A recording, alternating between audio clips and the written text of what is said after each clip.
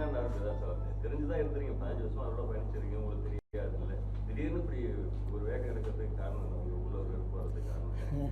திடீர்னு வேகம்னா சில விஷயங்கள்லாம் கேள்விப்படும் போது, பார்க்கும்போது, உணரும்போது அது ரொம்ப வலியை கொடுக்குது, வேதனை கொடுக்குது. சரி, இதுக்கு மேலே நம்ம பொறுத்திருக்க முடியாது, காத்திருக்க முடியாது அப்படின்ட்டு இந்த உதாரணத்துக்கு நம்ம அந்த சின்னத்தை வந்து வீதி வீதியாக வீடு வீடாக கொண்டு போய் சேர்த்தோம். கரும்பு விவசாயி சொன்னால் 2 தேர்தலில் மக்கள்கிட்ட அறிமுகப்படுத்தி நல்ல போய் சேர்ந்துருச்சு, ரீச் ஆகிடுச்சு. அதுக்கு தகுந்த மாதிரி நம்ம கட்சியோடைய பொறுப்பாளர்கள் எல்லாருமே வந்து களப்போராளிகள் எல்லாருமே அதுக்கு வந்து தயாராகிட்டாங்க. அதுக்காக பனியன் அடித்து வச்சுருந்தாங்க. அந்த அந்த சிவத்தில் வர்ணம் பூசக்கூடிய அந்த ஸ்லைடுன்னு சொல்லுவாங்க, அது எல்லாமே வந்து தயார் பண்ணி வச்சுருந்தாங்க. அது இல்லைன்னொடனே அது பெரிய ஒரு மனசோர்வை உருவாக்குச்சு. அந்த சின்னத்தில் இப்போ நிறைய வாக்கு வாங்கியிருப்பாங்கன்னு நினைக்கிறேன், நீங்களே பார்த்துருப்பீங்க. அந்த விவசாய சின்னத்தில் வேறு யாரோ ஒருத்தவங்க வந்து போட்டிக்கிட்டாங்க, நிறையா வாக்குகள் வாங்கியிருப்பாங்க, அதே நீங்கள் பார்த்துருக்கலாம். அப்போ அந்தமாரி தவறான நிர்வாகங்கள் இருக்குதுல்ல. அப்புறம் இன்னொன்று பார்த்தீங்கன்னா, இப்போ 2 ஆண்டுகள் நினைக்கிறேன், தமிழகத்தில் இலங்கையில் மிகப்பெரிய ஒரு பொருளாதார சிக்கல் வந்துச்சு. மொத்த மக்களை வந்து ரொம்ப கஷ்டப்பட்டாங்க, அது எல்லாருக்குமே தெரிஞ்ச விஷயம். அப்போ அந்த தருணத்தில் வந்து இங்கே கட்சி தலைமையிலேருந்து ஒரு அறிக்கை வந்து வெளியிடுறாங்க, பொருளாதார ரீதியாக உதவி செய்யுங்க அப்படின்ட்டு.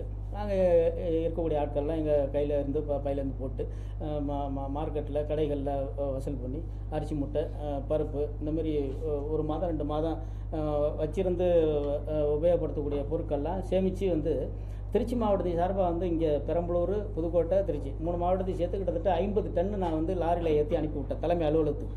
அதுமாரி மாநிலம் முழுக்க பார்த்திங்கன்னா கிட்டத்தட்ட 1000 டன் அளவுக்கு அரிசி, பருப்பு, ரொட்டி இது போல் வந்து தயார் பண்ணி அனுப்பி வச்சாங்க. ஒரு பிடி அரிசி கூட அங்கே போய் சேரல, ஒரு ரொட்டி துண்டு கூட அங்கே போய் சேரல. பணமும் வசூல் பண்ணி கொடுத்தோம், அந்த பணமும் போய் சேரல. அப்போ என்ன, நீங்கள் ஏதோ ஒரு காரணம் சொல்கிறீங்க, அது வந்து நம்மக்கிட்டேருந்து வந்து வாங்கிக்க மாட்டாங்கிறான், நாம் தமிழ் கட்சிங்கிறதுனால வந்து வாங்கிக்க மாட்டாங்க அப்படிங்கிறீங்க. அது முன்னாடியே தெரியாதா? நீங்கள் வசூல் பண்ணும்போது, நீங்கள் அறிக்கை விடும்போது வந்து நாம் தமிழ் கட்சினா வாங்கிப்பான் அப்படின்ற தோரணையில் தான் நீங்கள் வந்து அந்த அறிக்கையை விட்டீங்களா? அது முன்னாடியே கேட்கறதில்ல. அதை ஏன் நீங்கள் செய்கிறீங்க? அரசுக்கிட்ட கொண்டு போய் கொடுங்க, அரசுக்கிட்ட கொடுத்து அரசின் மூலயமா கொடுக்க சொல்ல, மத்திய அரசுகிட்ட கொடுங்க, இல்லை மாநில அரசுகிட்ட கொடுங்க, அவங்க மூலயமா போய் சேரட்டும் அந்த மக்களுக்கு. என்னென்ன என்னாச்சுன்னு வாங்கினவங்கள தான் கேட்கணும். கொடுத்தது தான் நம்ம வந்து சொல்ல முடியும். வாங்கினது வச்சுருந்தவங்க என்ன செய்யணும், அவங்கள தான் கேட்கணும், நம்ம ஒன்றும் சொல்ல முடியாது. 2 மாதத்துக்கு முன்னாடி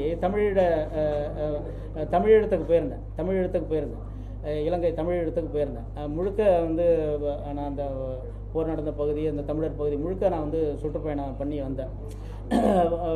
அந்த நிலப்பரப்பை முழுக்க பார்த்திங்கன்னா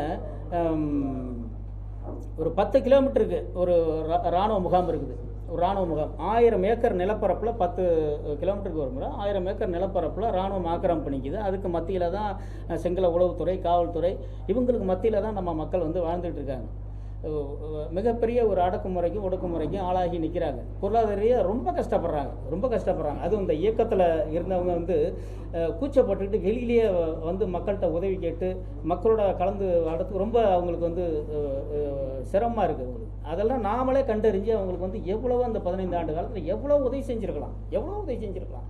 அதற்கான தகுதி நமக்கு மட்டும்தான் இருந்துச்சுன்னு நான் நினைக்கிறேன். செஞ்சுருக்கலாம், எவ்வளோ பேரை நம்ம வந்து மேலே கொண்டு வந்திருக்கலாம், பொருளாதார ரீதியாக கொண்டு வந்திருக்கலாம், வீடு கட்டி கொடுத்துருக்கலாம், ஒரு கடைக்கண்ணி வச்சு கொடுத்துருக்கலாம். எவ்வளோ பேர் கஷ்டப்படுறாங்க. அவங்க தலைவர் பின்னாடி நின்னதுனால அந்த சமூகத்துக்கு வெளியில் வர்றதுக்கு அவங்களுக்கு ஒரு அச்சமாக இருக்குது. நம்மளால் அடுத்தவங்களுக்கு அந்த பாதிப்பு வந்துடுமோ, உளவுத்துறை கண்காணிக்குது, அந்த மாதிரியான சிக்கல் இருக்குது. அப்போ அதை வந்து நம்மளை தான் எதிர்பார்க்குறாங்க. கடைசியாக வந்து என்னை தழுவி கட்டி பிடிச்சி கண்ணீர் மல்க வழி அனுப்பி வச்சாங்க. நல்லா கட்டமைப்பு பண்ணுங்க, உங்களை தான் நம்பி நிற்கிறோன்னு சொன்னாங்க.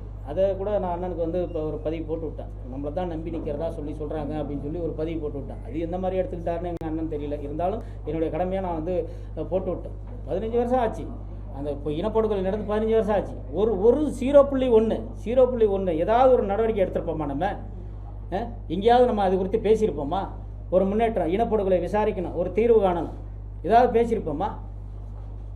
அது பேசுறதில்ல. உங்கள் தனி மனித பிரச்சனைகளுக்கு எங்களை கூப்பிட்றீங்க.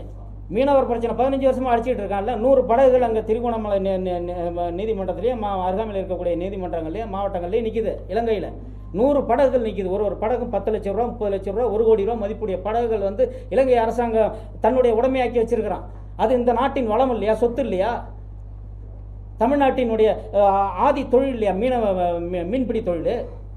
ஒரு முறையாவது அதுக்காக வாங்க போராடும்னு சொல்லி தூத்துக்குடி, ராமேஸ்வரம், நாகப்பட்டினம் வாங்கன்னு சொல்லி நீங்கள் அறிக்கை விட்டுருப்பீங்களா? எங்களை கூப்பிட்டுருப்பீங்களா? நாங்கள் வரமாட்டோம்னு சொன்னோம் கடந்த காலங்களில். இந்த தமிழினத்தை அழிச்சிக்கிட்டு இருக்கிறது மது. அந்த மதுவுக்கு எதிராக போராடணும்னு சொல்லி எங்களை நீங்கள் கூப்பிட்ருக்கீங்களா? போராட்டத்தை கூப்பிட்றீங்களா? கடந்த ஓராண்டுக்கு முன்னாடி இது சம்பந்தமாக மாநில மகளிர் பாசறை பொறுப்பாளர்கள்லாம் ஒருங்கிணைச்சு அதற்கான ஏற்பாடுகளை செஞ்சாங்க. அது என்ன காரணத்தினால தெரியல, அது அப்படியே தடை போட்டு போச்சு. அப்போ மக்கள் நலன் எல்லாத்தையுமே புறக்கணிச்சிட்டு வெறுமனே போய் மக்கள்கிட்ட பேசி அதனால் ஒன்றாக போகிறது கிடையாது. அதை வந்து உங்களை வந்து நீங்கள் மாற்றிக்கணும், மறுபரிசீலனை பண்ணணும், கட்சியை வந்து பரவலாக்கம் செய்யணும், அதிகாரத்தை எல்லார்ட்டையும் பிரித்து கொடுக்கணும். எல்லாருடைய ஆலோசனையின் பேரில் இந்த கட்சி இயங்கணுங்கிறது எங்களுடைய விருப்பம். இதை வந்து சரியான முறையில் கடைபிடித்து செஞ்சால் அண்ணன் சீமான் அவர்களோடு கரங்கோர்த்து பின்னால் இயங்குவதற்கு நாங்கள் வந்து தயாராகவே இருக்கிறோம்.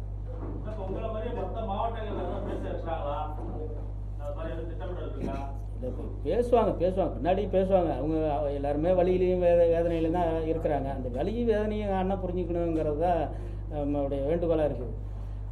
சில பேர் வந்து சரி இன்னும் கொஞ்சம் பொறுத்துரு பொண்ணு கூட இருக்கிறாங்க, அந்த அரசியலில் இருந்துட்டோம் அப்படின்னு இருக்கிறாங்க, இந்த பொறுப்பில் இருந்துட்டோம் அப்படின்னு கூட சில பேர் இருக்கிறாங்க.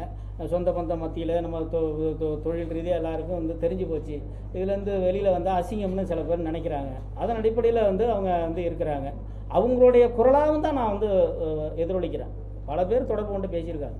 மாநிலம் முழுக்க ஆயிரக்கணக்கான பேர் என்கிட்ட தொடர்பு கொண்டு பேசியிருக்கிறாங்க.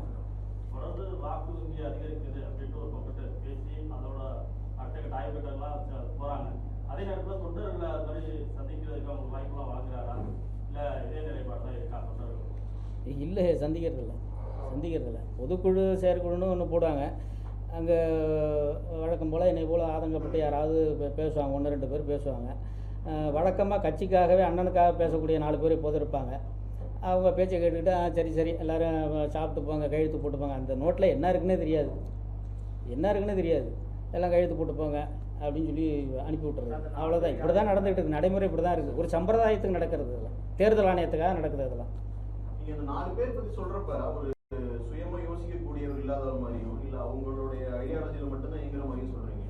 அது எப்படி ஒரு இல்லை, சில நேரங்களில் அவங்க அது ஒரு போக்கில் இல்லை, கான்சியஸாக இல்லை, நிறைய மீனவர் அப்புறம் மது எந்த கொள்கையிலுமே ஒரு உறுதியாக இல்லைன்றீங்க. அப்புறம் இது எதுலையுமே உறுதியாக இல்லாதவரோட அவருடைய பதிலுக்காக நீங்கள் எப்படி காத்திருப்பீங்க? ப்ளஸ் நீங்களே ஒரு சரியாகுங்கிறதுன்னு தான் நான் சொல்கிறேன். சரி பண்ணி சரி இதெல்லாம் சரியானால் உங்கள் கூட இணைஞ்சு பணிபுரிய தயாராக இருக்கிறோன்னு தான் சொல்கிறேன். மாறணும்ல, எந்த ஒரு இதுவுமே வந்து மாறித்தானே ஆகணும். இலக்கியத்திலே பார்த்தீங்கன்னா இந்த நிறைய பேர் இருக்காங்கல்ல, காலக்கெடு விதிக்க முடியாது.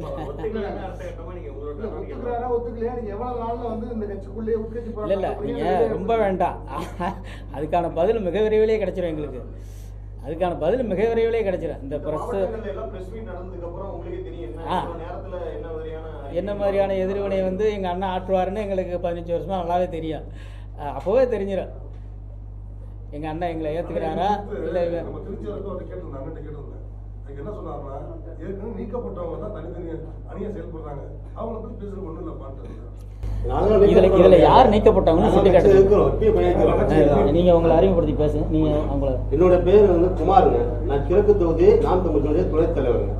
நான் கடந்த ஒரு 6-7 ஆண்டுகளாக இந்த கட்சியில் பயணிக்கிறேங்க. இது வரைக்கும் 2 பாராளுமன்ற தேர்தல், ஒரு சட்டமன்ற தேர்தல், ஒரு உள்ளாட்சி தேர்தல் சந்திச்சிருக்காங்க. எங்களுடைய பொருளாதாரத்திலிருந்து, எங்களுடைய வேலை வாய்ப்புலேருந்து முழு நேரமாக கட்சியில் வேலை செஞ்சுருக்கோம். இப்போ அதுக்கான அங்கீகாரத்தை வந்து நாங்கள் கேட்கல. எல்லாத்துக்குமே கொடுக்க முடியாத பொறுப்புகளையும் வேட்பாளராக கொடுக்க முடியாது.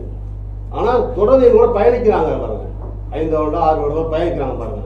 அவங்களுக்கு அந்த வேட்பாளரை நீங்கள் கொடுத்துருந்தீங்கன்னா எங்களுக்கு சந்தோஷம். திடீர்னு வந்து ஒருத்தர் யாருமே எங்களுக்கு அறிமுகமே இல்லாத ஒருத்தர் கொண்டு வேட்பாளர் பாட்டிட்டு இவருக்கு கீழே தான் நீங்கள் வேலை செய்யணும் அப்படின்னு சொல்லும்போது எங்களுக்கு ரைட் 2வது பட்சமாக சரி ரைட் சொல்லிட்டார், தலைவர் சொல்லிட்டாரு அப்படின்னு சொல்லிட்டு நாங்கள் வேலை செய்கிறோம். வேலை செஞ்சுட்டு முடிஞ்ச பிறகு தேர்தல் முடிஞ்சதுக்கப்புறம் அந்த வேட்பாளரையே வந்து யார் வேலை செஞ்சாங்க, யார் வேலை செய்யல, அவங்களுக்கு யாருக்கு பொறுப்பு தரணும் அப்படின்னு அவங்கள்ட்ட கேள்வி பண்ணி வைக்கிறாங்க. நேற்று தான் கட்சியில் இணையிறாரு, வேட்பாளர் அறிமுகமாகறாரு, வேட்பாளர் வேலை செய்யறாரு, தேர்தல் வேலை செய்யறாங்க. அவங்க முடிச்சதுக்கு அப்புறமேட்டு அவங்கள்ட்டே கேட்குறாங்க யார் வேலை செஞ்சாங்க அப்படின்ட்டு. அப்போ நாங்கள் 5 ஆண்டுகளாக எங்களுடைய பொருளாதாரத்திலிருந்து தொழிலிலிருந்து நாங்கள் வேலை செஞ்சப்போ எங்களுக்கான மரியாதை கிடையாது.